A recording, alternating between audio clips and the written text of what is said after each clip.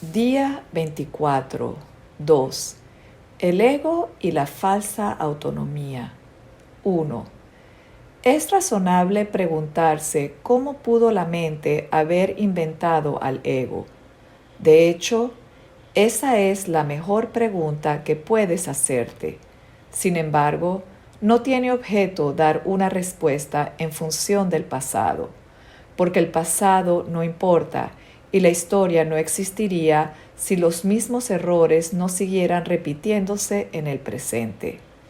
El pensamiento abstracto es pertinente al conocimiento porque el conocimiento es algo completamente impersonal y para entenderlo no se necesita ningún ejemplo. La percepción, por otra parte, es siempre específica y por lo tanto concreta. 2. Todo el mundo inventa un ego o un yo para sí mismo, el cual está sujeto a enormes variaciones debido a su inestabilidad. También inventa un ego para cada persona a la que percibe, el cual es igualmente variable. Su interacción es un proceso que los altera a ambos porque no fueron creados por el inalterable o mediante él. Es importante darse cuenta de que esta alteración ocurre con igual facilidad tanto si la interacción tiene lugar en la mente como si entraña proximidad física. Pensar acerca de otro ego es tan eficaz en el proceso de cambiar la percepción relativa como lo es la interacción física. No puede haber mejor ejemplo que este de que el ego es solamente una idea y no un hecho. 3. Tu propio estado mental es un buen ejemplo de cómo fue inventado el ego. Cuando repudiaste el conocimiento fue como si nunca lo hubieses tenido.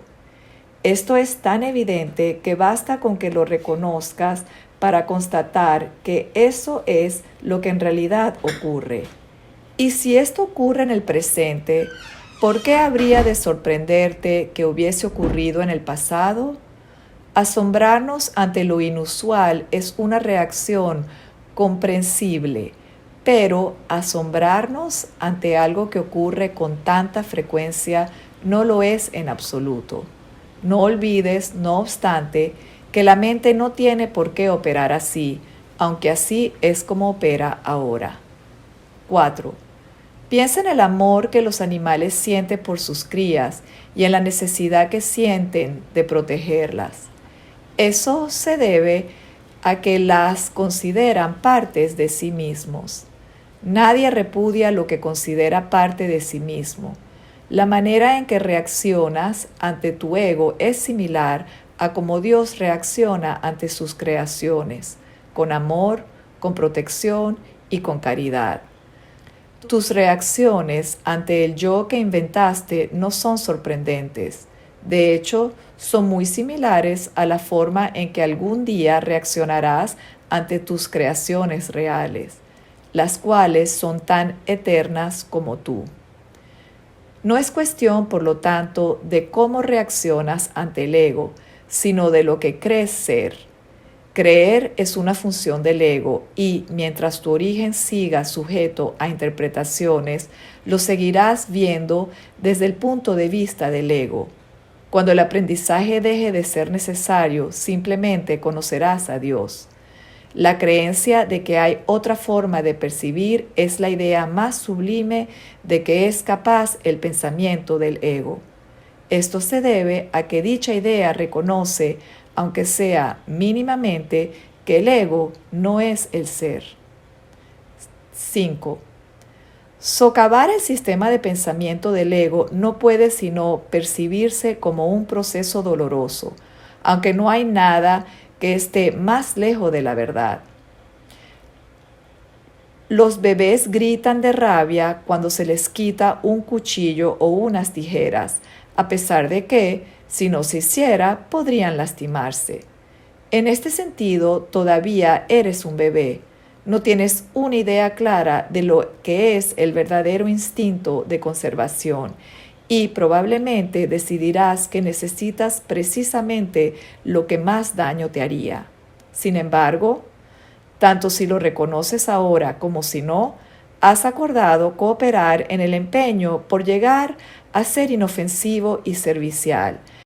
Atributos estos que son inseparables. Incluso las actitudes que tienes a ese respecto son necesariamente conflictivas, puesto que todas las actitudes están basadas en el ego. Esto, sin embargo, no siempre será así. Ten paciencia mientras tanto y recuerda que el desenlace es tan seguro como Dios. 6. Solo aquellos que tienen una sensación real y duradera de abundancia pueden ser verdaderamente caritativos. Esto resulta obvio cuando consideras lo que realmente quiere decir ser caritativo. Para el ego, dar cualquier cosa significa tener que privarse de ello. Cuando asocias el acto de dar con el sacrificio, das solamente porque crees que de alguna forma vas a obtener algo mejor y puedes, por lo tanto, prescindir de la cosa que das. Dar para obtener es una ley ineludible del ego, que siempre se evalúa a sí mismo en función de otros egos. Por lo tanto, estás siempre obsesionado con la idea de la escasez, que es la creencia que le dio origen. Su percepción de otros egos como entes reales no es más que un intento de convencerse a sí mismo de que él es real. El amor propio, desde el punto de vista del ego, no significa otra cosa que el ego se ha engañado a sí mismo creyendo que es real y, por lo tanto, está temporalmente menos inclinado a depredar. Ese amor propio es siempre vulnerable a experimentar tensión, término que se refiere a cualquier cosa que él perciba como una amenaza a su existencia. 7. El ego vive literalmente a base de comparaciones. La igualdad es algo que está más allá de lo que puede entender y, por lo tanto, le es imposible ser caritativo. Lo que el ego da nunca emana de una sensación de abundancia porque él fue engendrado precisamente como sustituto de esta. Esto es cierto tanto en el caso de los apetitos corporales como en el de las llamadas necesidades más elevadas del ego. El origen de los apetitos corporales no es físico. El ego considera al cuerpo como su hogar y trata de satisfacerse a sí mismo a través de él. Pero la idea de que esto es posible es una decisión de la mente que está completamente confundida acerca de lo que realmente es posible. 8. El ego cree que tiene que valerse por sí mismo para todo, lo cual no es más que otra forma de describir cómo cree que él mismo se originó. Es un estado de tanto temor que lo único que puede hacer es dirigirse a otros egos y tratar de unirse a ellos en un débil intento de identificarse con ellos o atacarlos en una demostración, igualmente débil, de fuerza. No es libre, no obstante, de poner en tela de juicio la premisa que da lugar a todo eso, pues esa premisa es su base. El ego es la creencia de la mente según la cual él tiene que valerse completamente por sí mismo.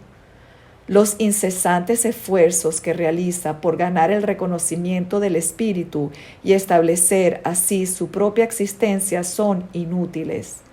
El espíritu, en su conocimiento, no es consciente del ego. No lo ataca, simplemente no lo puede concebir en absoluto. Aunque el ego tampoco se percata del espíritu, se percibe a sí mismo rechazado por algo más grande que él. Por eso es por lo que el amor propio, tal como el ego lo concibe, no puede por menos que ser ilusorio. Las creaciones de Dios no crean mitos.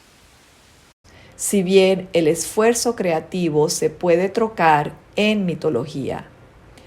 Esto puede suceder, sin embargo, solo bajo una condición: lo que fabrica deja de ser creativo. Los mitos pertenecen exclusivamente al ámbito de la percepción, y las formas que adoptan son tan ambiguas y de una naturaleza tan marcada por la dicotomía entre el bien y el mal, que ni siquiera el más benévolo de ellos está exento de connotaciones aterradoras. 9. Los mitos y la magia están íntimamente relacionados, ya que los mitos generalmente tienen que ver con el origen del ego, y la magia con los poderes que el ego se atribuye a sí mismo. Los sistemas mitológicos incluyen, por lo general, alguna descripción de la creación y la conectan con su forma particular de magia.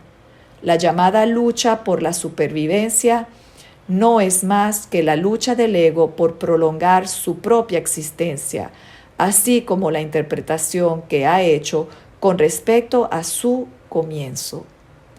Este comienzo casi siempre se asocia con el nacimiento físico, ya que resulta difícil sostener que el ego existía antes de ese momento.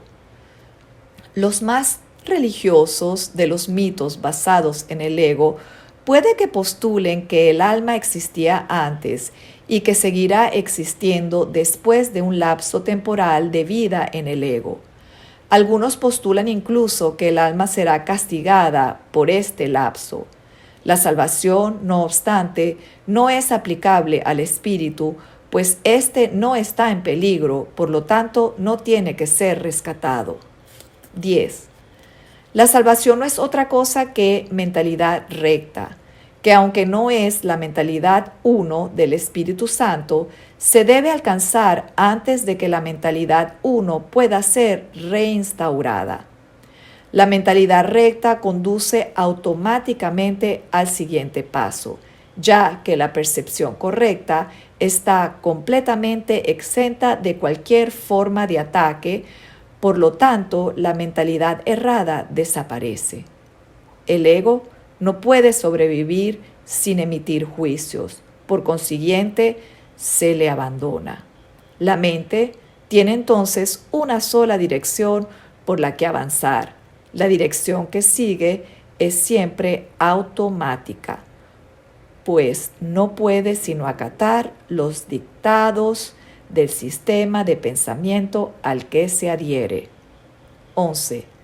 No se puede hacer demasiado hincapié en el hecho de que corregir la percepción es simplemente un expediente temporal. Dicha corrección es necesaria únicamente porque la percepción falsa es un obstáculo para el conocimiento, mientras que la percepción fidedigna es un trampolín hacia él. El valor de la percepción correcta reside en la conclusión inevitable de que toda percepción es innecesaria. Esto elimina el obstáculo por completo. Te preguntarás cómo puede ser posible esto mientras parezca que vives en este mundo. Esa es una pregunta razonable. No obstante, tienes que asegurarte de que realmente entiendes lo que estás preguntando. ¿Quién es el tú que vive en este mundo? El espíritu es inmortal y la inmortalidad es un estado permanente. El espíritu es tan verdadero ahora como siempre lo fue y lo será siempre, ya que no entraña cambios de ninguna clase. No es un continuo ni se puede entender tampoco comparándolo con un opuesto. El conocimiento nunca admite comparaciones. En eso estriba su diferencia principal con respecto a cualquier otra cosa que la mente pueda comprender. Ahora voy a leer el ejercicio 24. Lección 24. No percibo lo que más me conviene. 1. No te das cuenta en ninguna de las situaciones que se presentan ante ti del desenlace que te haría feliz. No tienes, por lo tanto, una pauta por la que regir debidamente tus acciones ni manera alguna de juzgar sus resultados. Lo que haces está determinado por tu percepción de la situación de que se trate y esa percepción es errónea. Es inevitable, pues, que nada de lo que hagas sea en beneficio de lo que más te conviene. No obstante, lo que más te conviene constituye tu único objetivo en toda situación que se perciba correctamente. De no ser así, te resultará imposible reconocerlo. 2. Si te dieras cuenta de que en realidad no percibe lo que más te conviene, se te podrá enseñar lo que es. Pero como estás convencido de que lo sabes, no puedes aprender. La idea de hoy es un paso encaminado a hacer que tu mente se vuelva receptiva de manera que el aprendizaje pueda dar comienzo. 3. Los ejercicios de hoy requieren mucha más honestidad de la que estás acostumbrado a usar. Te será más útil examinar unos pocos temas honesta y minuciosamente en cada una de las 5 sesiones de práctica que se deben llevar a cabo hoy, que es un mayor número superficialmente. Se recomienda de 2 minutos para cada uno de los periodos de búsqueda mental que los ejercicios de hoy requieren. 4. Las sesiones de práctica se deben comenzar repitiendo la idea de hoy, a lo que debes seguir una búsqueda mental con los ojos cerrados de aquellas situaciones en tu vida que aún no estén resueltas y que actualmente te están causando desasosiego. Debes hacer hincapié en descubrir cuál es el resultado que deseas. Te darás cuenta muy pronto de que tienes varios objetivos en mente como parte del resultado que deseas y también de que esos objetivos se encuentran en diferentes niveles y de que con frecuencia son conflictivos. 5. Al aplicar la idea de hoy, nombra cada situación que se te ocurra y luego enumera minuciosamente todos los objetivos que te gustaría alcanzar en el desenlace de la misma. El modelo que se debe seguir en cada caso debe ser más o menos así. En esta situación con respecto a taca taca taca, lo que me gustaría que sucediese es que taca taca taca y que taca taca taca. Y así sucesivamente. Trata de abarcar tantos diferentes desenlaces como honestamente se te ocurran, aun cuando algunos de ellos no parezcan estar directamente relacionados con la situación o, lo que es más, ni siquiera parezcan tener nada que ver con ella. 6. Si haces estos ejercicios correctamente, te darás cuenta de inmediato de que estás exigiendo de cada situación un gran número de cosas que no tienen nada que ver con ella.